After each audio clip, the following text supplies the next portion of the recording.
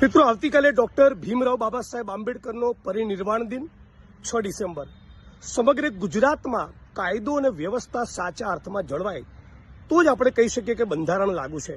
આ બંધારણના ઘડવૈયાના નિર્માણ દિન નિમિત્તે, એમની પુણ્યતિથિ નિમિત્તે આપણે બધા સાથે મળીને હવે પછી ગુજરાતમાં એક પણ બેન દીકરી કે માતા વિધવા ન બને, એક પણ ગુજરાતનો યુવાન ડ્રગ્સના રવાડે ન ચડે, એ જ ડૉક્ટર બાબા સાહેબ આંબેડકરને સાચી શ્રદ્ધાંજલિ.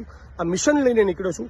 આપ તમામ લોકો આવતીકાલે પાલનપુર મુકામે સિમલા ગેટ પાસે સવારે 10 વાગે પહોંચો અને બપોરે 1:30 વાગે થરાદમાં રેલી છે ત્યાં જોડાઓ. સવારે સિમલા ગેટ પાલનપુર 10 વાગે, બપોરે 1:30 વાગે થરાદ.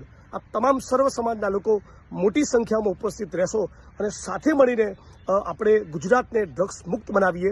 ગુજરાતમાં યુવાન યુવતીઓ, બહેનો, માતાઓ, વડીલો બધા થઈને આપણે આ મિશનને પાર પાડવું છે. ઓલરેડી આપણા ગુજરાતમાં 20 લાખ લોકો ડ્રગ્સના રવાડે ચડ્યા છે.